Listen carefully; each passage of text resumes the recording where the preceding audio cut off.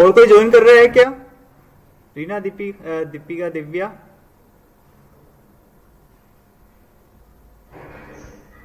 नहीं सर, हमको पता नहीं है, मैं पूछती हूँ एक बार और। हाँ चलो, काफी हो गए, 5 सवारी हो चुकी है, काफी है डीएसए के लिए।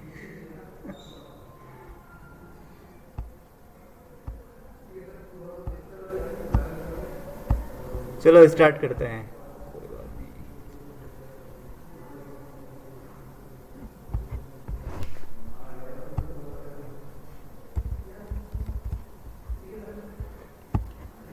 तो आज का अपना टॉपिक है malloc function for dynamic memory allocation.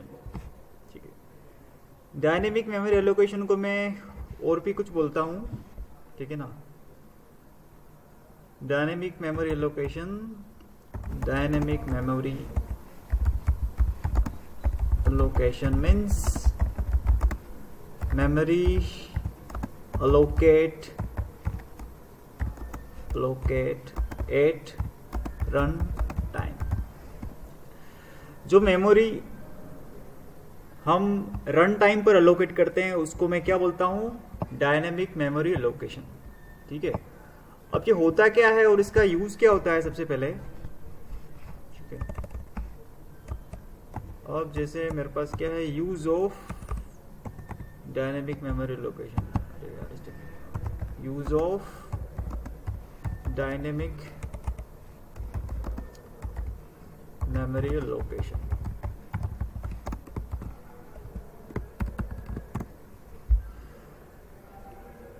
देखो इसका यूज क्या होता है, जैसे कि मुझे क्या करना है, एक एग्जांपल ले लेते हैं।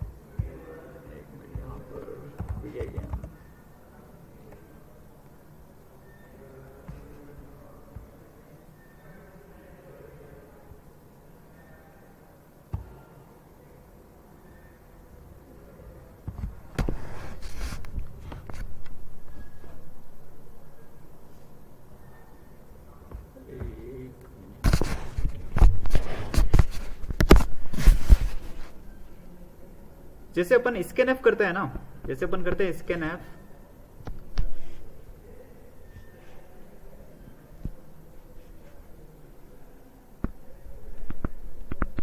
जैसे मेरा कोई प्रोग्राम है, मेन प्रोग्राम है, इसमें मैंने क्या किया है,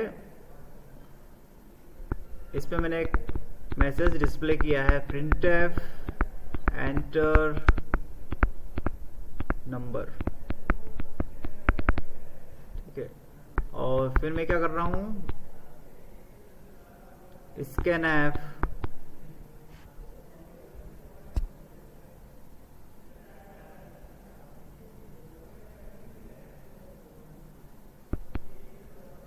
%d कोमा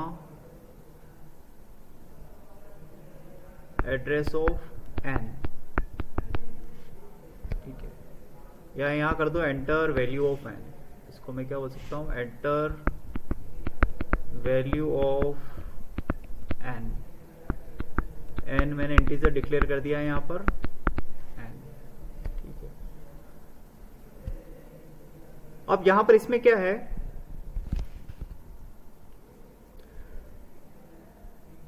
मुझे क्या करना है,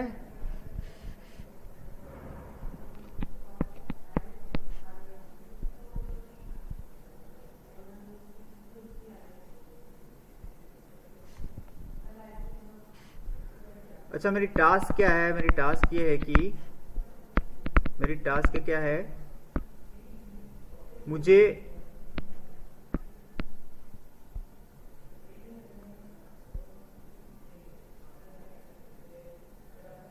इंटीजर्स के लिए मेमोरी एलोकेट करनी है। ठीक है,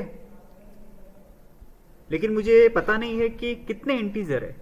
ठीक है, वो मैं जब प्रोग्राम को रन करूंगा, ठीक है, तो मेरा ये प्रोग्राम क्या करेगा, मेरा प्रोग्राम जब रन होगा तो रन होने पर यूजर से n की वैल्यू को पूछेगा।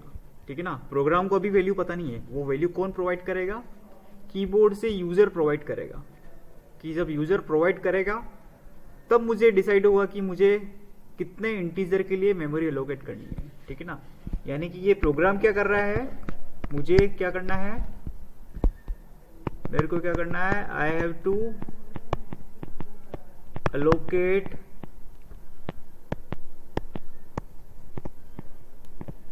मेमोरी फॉर, अभी प्रैक्टिकल करेंगे समझ में आ जाएगा, I have to allocate memory for N integers. ठीक है, एन इंटीजर्स के लिए मेरे को मेमोरी एलोकेशन करनी है।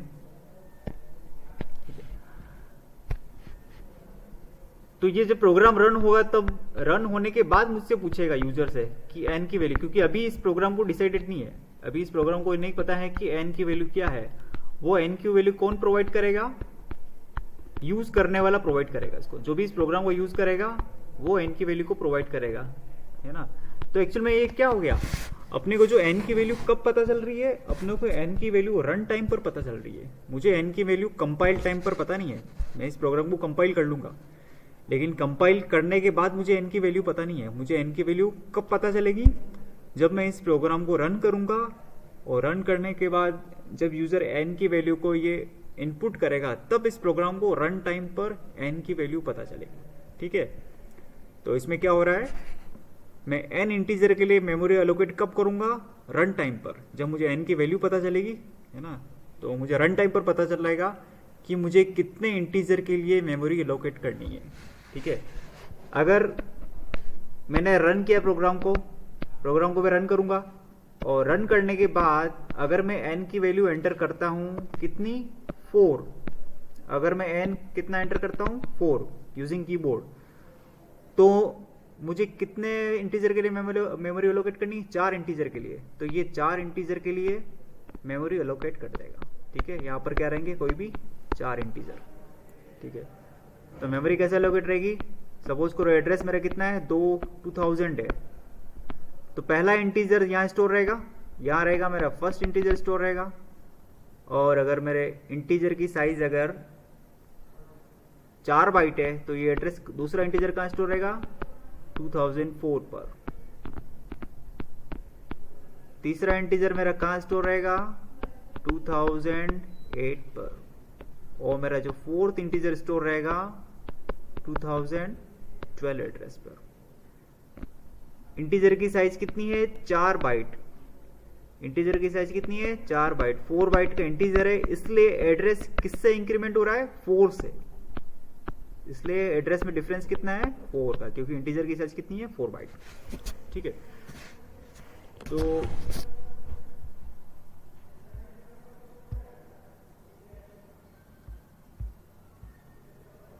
अब इसका एक प्रोग्राम बनाते हैं अपन। ठीक है ना, कि अपन प्रोग्राम बनाते हैं इसका है, मैंने कर दिया VIM, एक फाइल बना लेते हैं। एक मिनट, cdrt, इसमें फाइल cd_ls,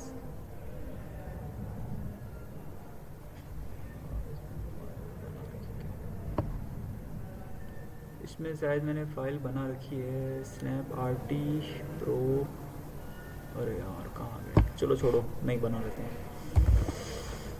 हम एक फाइल बनाते हैं VIM और malloc1.c। ठीक है, malloc1.c। अब मैं क्या करता हूँ, #include studio.h। ठीक है, मेरा मेन फंक्शन स्टार्ट होगा। ठीक है, और अपना प्रोग्राम क्या है, अपने प्रोग्राम का नेम है, प्रोग्राम नेम क्या है, allocate memory for an integer at runtime of program। N integer के लिए मेमोरी एलोकेट करनी है रन टाइम पर। क्यों रन टाइम पर क्यों करनी है, why at run time,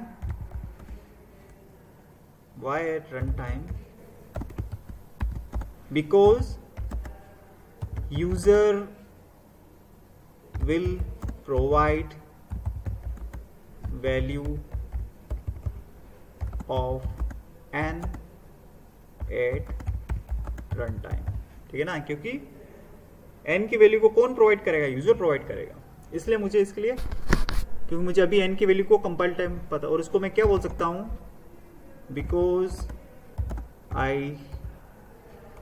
because our program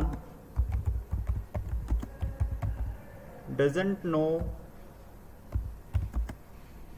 value of n at compile time, ठीक है, क्योंकि मुझे n की वैल्यू को कंपाइल टाइम पर मुझे कोई पता नहीं है, ठीक है। अब मैं प्रोग्राम बनाता हूं, जैसे इंटीजर मैंने लिया n वेरिएबल डिक्लेयर किया, और printf मुझे एंटर n इंटीजर्स, एक मैसेज प्रिंट कर रहा हूं कि यूजर को n इंटीजर एंटर करने हैं, और मैं करता हूं n की वैल्यू को यहाँ स्कैन करता हूं, scanf %d comma address of n, और ठीक है, n की वैल्यू को मैंने स्कैन कर लिया है। अब मुझे क्या है कि n इंटीजर्स के लिए मेमोरी एलोकेट करनी है, तो मेमोरी एलोकेट करने का एक फंक्शन होता है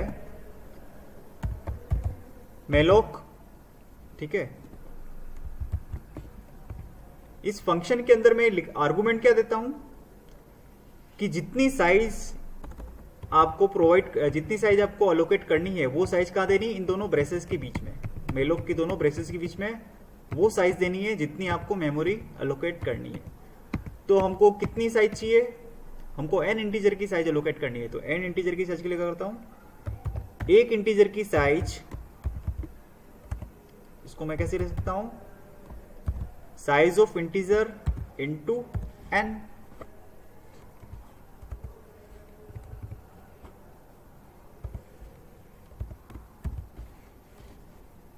ठीक है ना। तो ये मेरा क्या हो जाएगा, ये स्टेटमेंट क्या बोल रहा है कि ये n इंटीजर्स के लिए मेमोरी एलोकेट कर देगा, क्योंकि एक इंटीजर की साइज और उसको मल्टीप्लाई कर देंगे हम n से, तो ये कितनी मेमोरी एलोकेट करेगा, n इंटीजर के लिए मेमोरी एलोकेट कर देगा, ठीक है।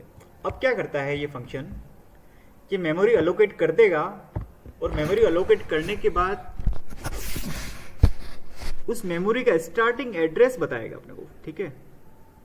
तो मेलोक फंक्शन क्या करेगा,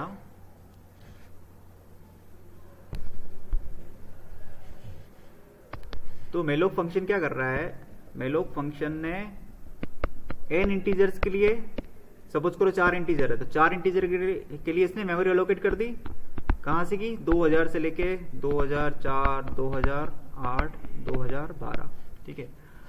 और ये मेमोरी एलोकेट करने के बाद एक एड्रेस रिटर्न करेगा, तो इसका एड्रेस कितना है, जैसे 2000। तो मेलोक फंक्शन की फंक्शनिंग क्या होती है, अगर मेलोक ने मैंने लिखा है मेलोक, और यहां पर मैंने कितना किया है, साइज ऑफ इंटीजर इनटू 4, ठीक है। तो मेलोक फंक्शन क्या करेगा, 4 इंटीजर के लिए इसने मेमोरी एलोकेट कर दी, और यह रिटर्न क्या करेगा, क्या रिटर्न करेगा, ये रिटर्न करता है एड्रेस, रिटर्न एड्रेस, कौन सा एड्रेस, स्टार्टिंग एड्रेस, जो भी एलोकेशन हुई इसका स्टार्टिंग एड्रेस, ठीक है। तो ये एक्चुअल में इस केस में क्या रिटर्न करेगा, ये 2000, ठीक है। अब जब ये एड्रेस रिटर्न करेगा तो मुझे एड्रेस को किसी में स्टोर करना पड़ेगा, ठीक है।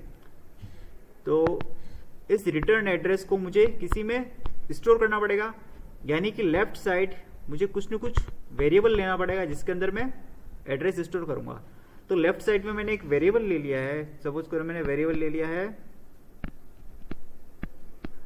अब उस वेरिएबल के अंदर क्या आ रहा है, एड्रेस आ रहा है ना, तो उस वेरिएबल को मैं क्या डिक्लेयर करूंगा, इंटीजर एस्ट्रिक ptr, यानी कि मैंने वेरिएबल क्या लिया है लेफ्ट साइड में, ptr। तो क्या हो जाएगा, ptr equal to malloc size of integer into 4। Net disconnect तो नहीं हुआ, ओके ठीक है। तो यहां पर मैंने वेरिएबल डिक्लेयर किया इंटीजर एस्ट्रिक ptr, तो ptr अपना एक पॉइंटर है। इस ptr के अंदर क्या होगा, इस ptr के अंदर मेरा स्टार्टिंग एड्रेस रहेगा। कौन सा स्टार्टिंग एड्रेस? ये जो भी मेमोरी एलोकेट हुई, इस मेमोरी का स्टार्टिंग एड्रेस किसके अंदर आएगा? पीटीआर के अंदर, ठीक है ना, पीटीआर के अंदर रिटर्न करेगा, ठीक है।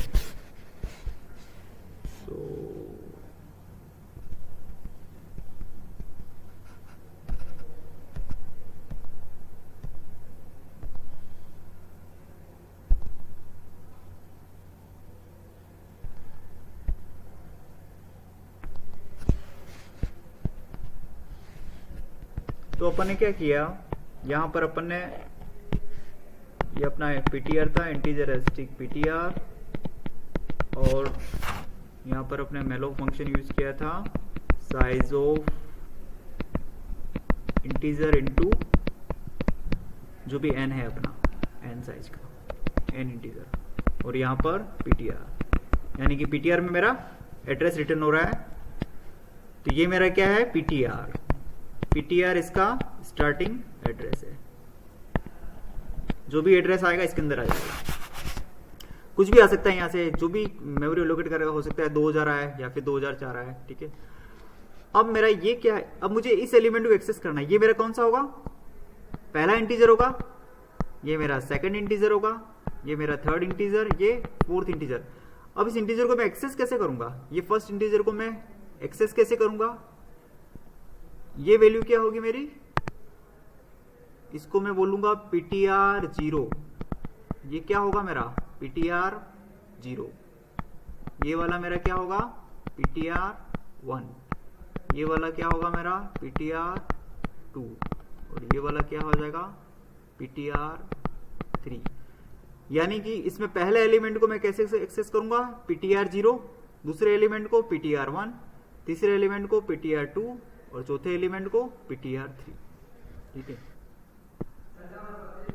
तो ये है एलिमेंट को एक्सेस करने का तरीका। एक तरह से ये एरे ही हो गया ना। एक तरह से तुम देखो, ये क्या है? ये एक एरे ही है, जिसमें एरे का स्टार्टिंग एड्रेस क्या है? पीटीआर, और एरे के एलिमेंट क्या है? ये जो भी है सारे क्या है? ये सारे एरे के एलिमेंट है, ठीक है। तो इस मेलोक से एक्चुअल में क्या हुआ है? एक n साइज का एरे एलोकेट हो गया है, ठीक है। एक्चुअल में इसने क्या है? इसने n साइज का एक एरे एलोकेट कर दिया है, जिसका स्टार्टिंग एड्रेस है पीटीआर। और अपन एरे के एलिमेंट को ऐसे तो एक्सेस करते हैं, एरे का स्टार्टिंग एड्रेस और 0 कर देते तो एरे का पहला एलिमेंट, एरे का स्टार्टिंग एड्रेस और ऐसे 1 लिखते हैं तो एरे का पहला एलिमेंट, ठीक है। तो एरे को भी अपन ऐसे एक्सेस कर सकते हैं। तो अब एक मिनट प्रोग्राम को देखते हैं अपन। प्रोग्राम में अपन कैसे करेंगे?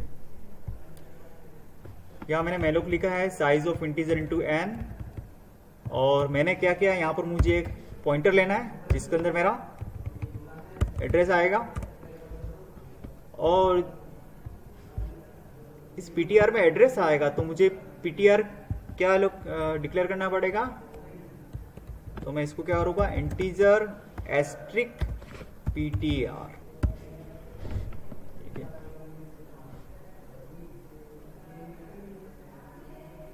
ठीक है। एड्रेस के अगर हमने इसको एस्ट्रिक किया, और मैंने इंटीजर क्यों लिया है यहाँ पर?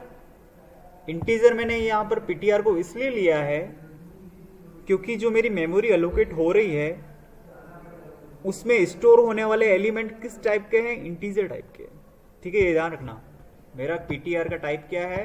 पीटीआर का टाइप है मेरा पॉइंटर का टाइप इंटीजर है। ये इंटीजर इसलिए है क्योंकि जो मेमोरी मैंने एलोकेट की है उस मेमोरी में स्टोर होने वाले एलिमेंट क्या है? इंटीजर टाइप के, ठीक है। ये स्टोर होने वाले एलिमेंट है, जो भी एलिमेंट स्टोर हो रहे हैं, ये एलिमेंट क्या है? इंटीजर टाइप के, इसलिए मेरा पॉइंटर क्या होगा? इंटीजर टाइप का,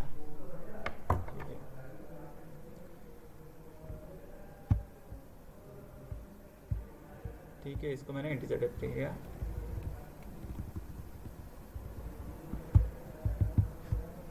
ठीक है। यहाँ साइज एलोकेट होगी। अब मैं क्या कर रहा हूं, मुझे ये एलिमेंट को क्या करना है? ये तो मैंने एलोकेट कर दिया यहाँ तक। अब मुझे क्या करना है? इनमें यूजर से मैं चाहता हूं कि एलिमेंट रीड करे, तो क्या होगा? 4 इसमें कुछ एलिमेंट में स्टोर करता हूं। i इक्वल टू 0, एक minute, i is less then, कितने n है ना, तो n के लिए हो जाएगा ये n, i is less than n, i plus plus, और यहां पर मैं क्या कर रहा हूं,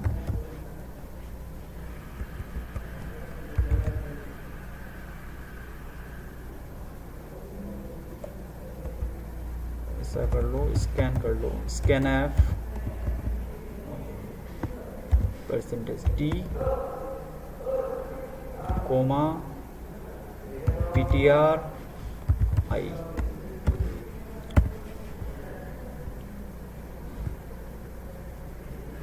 ठीक है, जब यहाँ पे मैंने कितने एलिमेंट है मेरे पास, n एलिमेंट है, तो मैंने लूप चलाया i इक्वल टू 0 से लेके लेस देन n के लिए, लेस देन, तो ये कितनी देर, अगर मेरा n 4 है,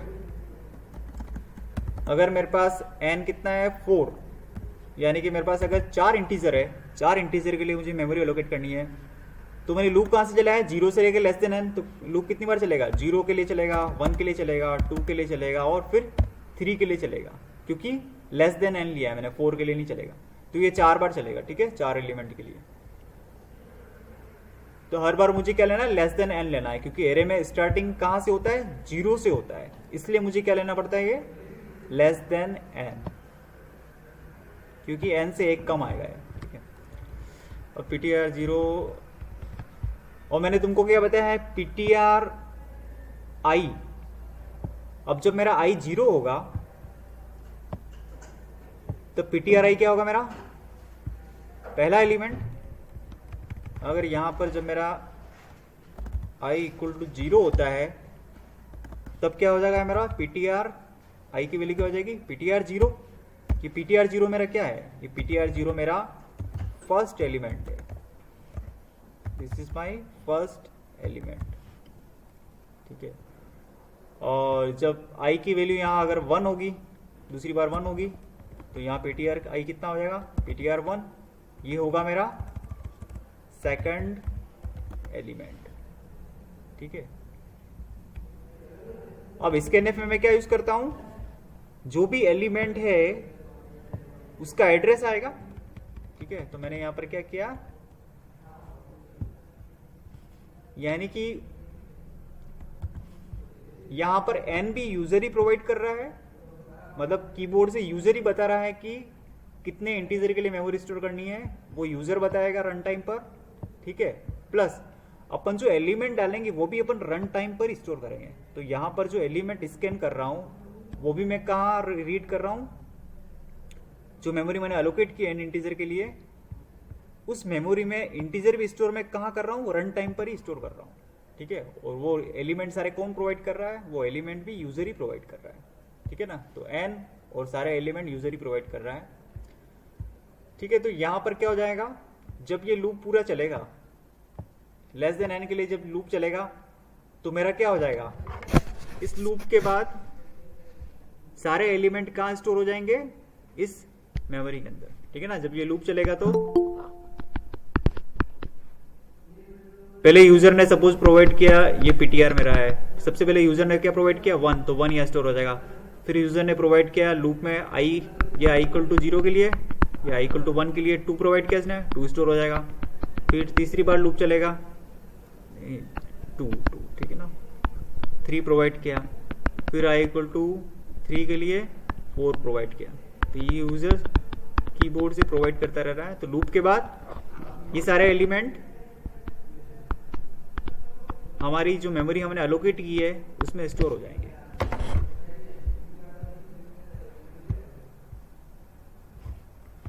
ठीक है, तो यहां पर मैंने एलिमेंट को स्टोर कर लिया यहां तक।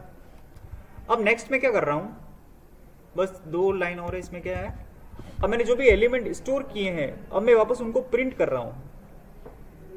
जो भी एलिमेंट मैंने स्टोर किए हैं उसको मैं अगेन प्रिंट कर रहा हूं। तो प्रिंट के लिए क्या करूंगा, मैं वापस लूप चला दूंगा। तो मैंने क्या किया, for i equal to 0, i is less than n और i प्लस प्लस। और अब की बार मैं एलिमेंट को डिस्प्ले कर रहा हूं, तो डिस्प्ले के लिए मैं क्या यूज करूंगा, printf %d, ptr और i। ठीक है, मुझे एलिमेंट को प्रिंट करना है, इसलिए मैंने यहां पर एड्रेस यूज नहीं किया है। बस ये एलिमेंट को यहां प्रिंट कर देगा और रिटर्न 0। एलिमेंट के यहां मैं स्पेस दे देता हूं,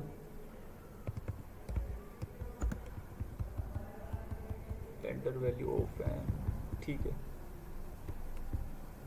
अब देखो इस प्रोग्राम को मैं रन करता हूं।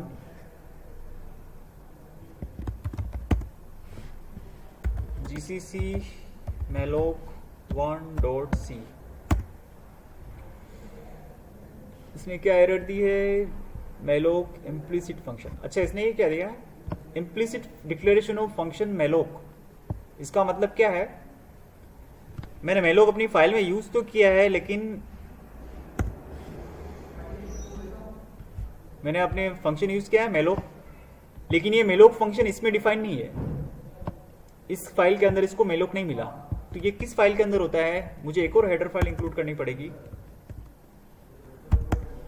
ठीक है, तो यहां पर जब भी मैं malloc यूज करता हूं प्रोग्राम में, तो मुझे एक हेडर फाइल इंक्लूड करनी पड़ेगी malloc.h, तभी मैं malloc का यूज अपने प्रोग्राम में कर सकता हूं।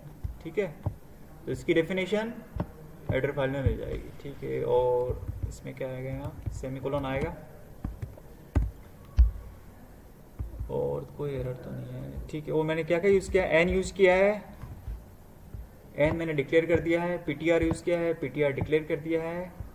आई मैंने यूज़ किया है, लेकिन मैंने इसको डिक्लेयर नहीं किया है, तो मैं यहाँ पर आई को भी डिक्लेयर कर देता हूँ। आई भी मेरा इंटीजर टाइप का है। ठीक है, और तो सारे है। ठीक है, चलो इसको कंपाइल करते हैं। gcc malloc1.c। ठीक है, सक्सेसफुली कंपाइल हो गया है। अब मैं इसको रन करता हूं। रन करने पर ./a.out ये रन किया है। अब इसने, अब देखो मैंने कहा था ना, अपना प्रोग्राम ये तो था कि यूजर से रन टाइम पर पूछेगा कि कितने इंटीजर के लिए मेमोरी एलोकेट करेगी। तो हम रन टाइम पर एन की वैल्यू प्रोवाइड करेंगे, क्योंकि मुझे एन की वैल्यू अभी पता नहीं है मुझे। तो मैंने सपोज कर दी, यहाँ पर वैल्यू दे दी 4। ठीक है, ठीक है, अब 4 दे दी। 4 देने के बाद देखो वेट कर रहा है। ये वेट क्यों कर रहा है?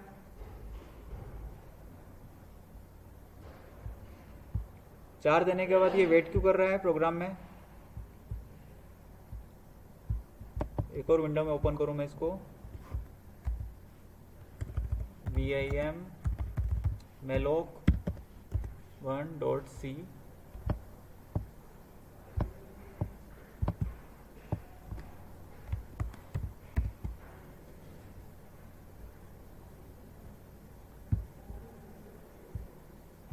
एक बार अपने माइक ऑन करना, एक बार सभी अपने माइक ऑन करो। Yes sir. ठीक है, अब देखो इस प्रोग्राम में क्या किया है। इंटीजर एन इसने क्यों यहाँ पर, इसने पूछा था, मैंने इंटीजर यहाँ पर एंटर कर दिया। ठीक है, तो एन में कितना आ गया? 4 आ गया। यहाँ पर, यहाँ एन के अंदर 4 आ गया। ठीक है, और ये भी एग्जीक्यूट हो गया होगा क्योंकि इसको एन मिल चुका है, तो ये वाला फंक्शन भी एग्जीक्यूट हो गया। तो यहां तक आके इसने 4 इंटीजर के लिए मेमोरी अलोकेट कर दी, और वो अलोकेट करने के बाद इसका जो भी एड्रेस था, उसका एड्रेस किस में डाल दिया इसने? पीटीआर के अंदर। पीटीआर के अंदर एड्रेस आ चुका है इस मेमोरी का। अब क्या कर रहा हूं मैं? अब देखो वेट क्यों कर रहा है बताओ मुझे। इसके बाद, इस लाइन के बाद वेट क्यों कर रहा है? ये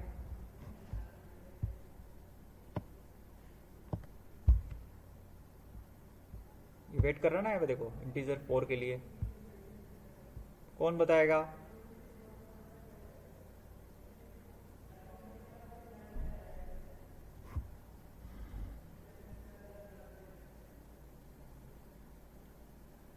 ये वेट यहां कर रहा है, क्यों कर रहा है वेट? ये यहां पे देखो इन दोनों कोड में।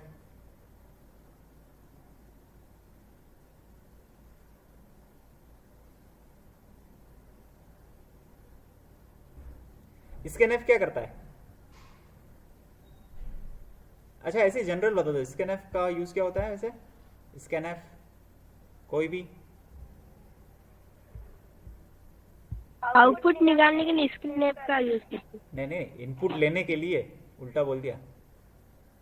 हाँ, इनपुट लेने के लिए इनपुट सही। लेने के लिए ना, तो जो भी मेरे को इनपुट लेना है स्कैनफ में मैं क्या करता हूँ, हमेशा एड्रेस लेता हूँ ना।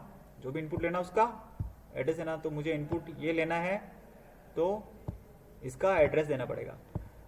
तो एक्चुअली मैंने तुमको क्या बताया, पीटीआर आई एक्चुअल में क्या है, पीटीआर आई पहला एलिमेंट है अगर आई की वैल्यू 0 है, ठीक है। और पीटीआर 1 क्या होगा, दूसरा एलिमेंट अगर आई की वैल्यू कितनी है 1। ये तो पता ना, पीटीआर 0 होगा पहला एलिमेंट, पीटीआर 1 होगा मेरा दूसरा एलिमेंट।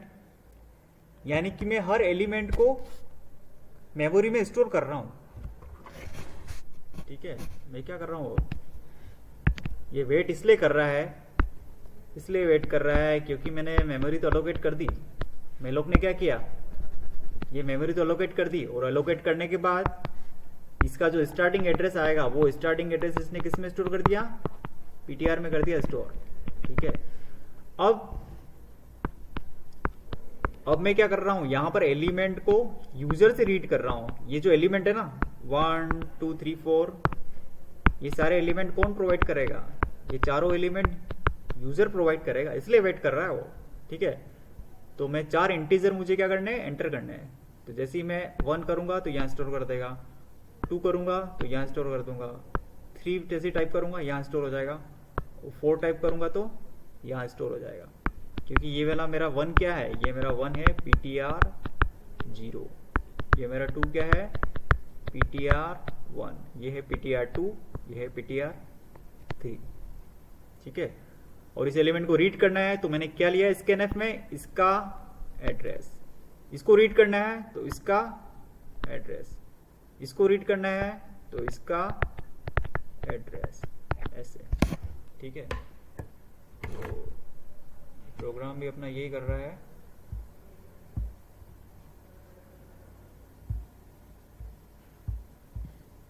ठीक है ना, मैंने यही यहीं वेट करा। अब मैं क्या करता हूँ, एंटीजर प्रोवाइड करता हूँ।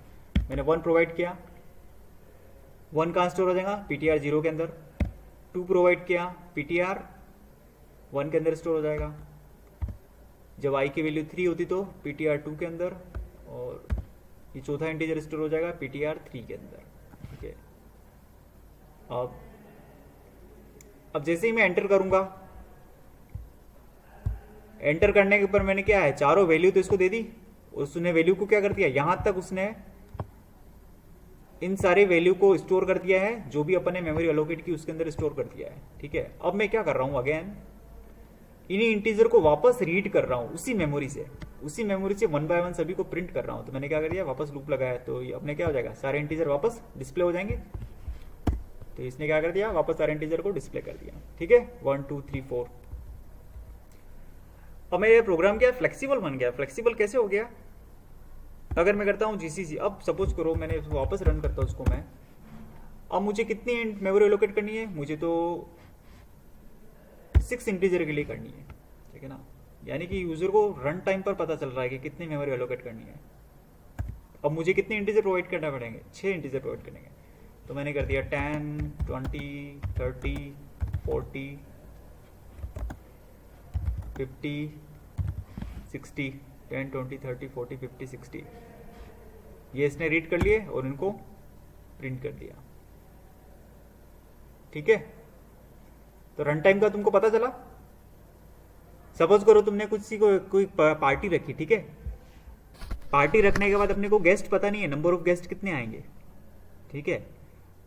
तो जो खाना बनेगा, रसोई जो खाना बनाएंगे वो कहाँ बनाएंगे, रन टाइम पर बनाएंगे खाना, क्योंकि आने वाले गेस्ट के बारे में मुझे पता नहीं है कितने आएंगे, 10 आएंगे 20 आएंगे 4 आएंगे, ठीक है। तो जो रसोई जो होगा तुमने रखा है, जो भी खाना बनाने वाला हलवाई होगा, वो क्या बनाएगा खाना, वो हलवाई रन टाइम पर बनाएगा, ठीक है, क्योंकि रन टाइम पर उसको गेस्ट पता चलेंगे। क्लियर हुआ तुमको रन टाइम क्या होता है, रन टाइम मेमोरी। अब अपने माइक ऑन करो जरा। Yes sir. ठीक है, और कौन है इसमें, और सभी को क्लियर हो गया, बाकी कौन है और, अरे यार तो छोड़ के चले गए, विदाई ले ली। हाँ सब चले गए सर, अरे मेरे अलावा। क्या है, समझ में नहीं आएगा। मुझे तो आगे, लेकिन उनके क्या पता क्या कुछ काम आ गया, सब सब छोड़ के चले गए। अच्छा, कितनी देर पहले गए अभी? मैं तो देखा अभी। 5-10 मिनट हो गए होंगे। ओहो, क्या ऑनलाइन पे तो और फायदा रहता है, अच्छा नहीं है? ऑनलाइन का ये फायदा है रहता, कि लेकिन सर, लेकिन है ना, बीच बीच में नेटवर्क प्रॉब्लम आती है तो ऐसे। अच्छा अच्छा, नेटवर्क प्रॉब्लम आती है तो ये भी अच्छा ना, वीडियो है, जैसे मैंने अभी स्क्रीन रिकॉर्ड ऑन कर दिया है तो अपन ने, मैंने जितना भी बताया ना अभी सारा स्क्रीन पे रिकॉर्ड हो गया है, तो वीडियो को देख के रिवाइज कर सकते हो ना। अच्छा एक बार बताओ, हाँ तुमको समझ में आता है कि मैं समझाता हूँ? हाँ सर, आता ना समझ। क्लियर हो रहा है प्रैक्टिकल? अच्छा, हाँ सर। है ना। सर ऑफलाइन क्लासेस कब चलेगी? ऑफलाइन क्लासे का तो अभी कुछ भी पता नहीं है अभी तो, और वो सारा 144 लगा लीजिए, और तब तो और वैसे ही नहीं होगा अभी तो। हाँ सर, अभी आया था, एक न्यूज आई थी, उसमें आगे बढ़ गया था 30 तारीख तक। तो ये आगे ही बढ़ता रहेगा जब तक कॉलेज तो। इस साल ऐसे होगा क्या सर? हाँ, इस साल मुझे लग रहा है ऐसे ही होगा, कुछ क्लियर नहीं हो रहा है।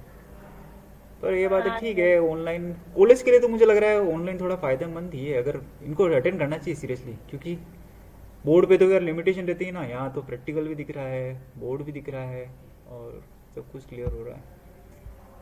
सर अभी शादियाँ चल रही, जो आधे जने सब शादियों में बिजी हो रहे हैं। अच्छा, अब मेलोक तो मैं उसमें डीएसए में हर प्रोग्राम में यूज़ करूँगा, मेलोक हर लाइन में आएगा, हर प्रोग्राम में आएगा मेलोक, हाँ सर। है ना। पॉइंटर्स भी आएंगे उसके अंदर, ठीक है, सब कुछ आएगा, सारे एड्रेस की कैलकुलेशन वही है इसके हम्म। अंदर। तो क्या करना है, बाकी जो फ्रेंड्स वगैरह है ना जिन्होंने अभी लेफ्ट किया है, उनको बोलते ना वीडियो डाल देंगे सर, उस वीडियो को देख लेना, ठीक है। Okay sir. चलो अभी क्लोज करते हैं फिर, और नेक्स्ट टाइम पढ़ेंगे अपन, ठीक है।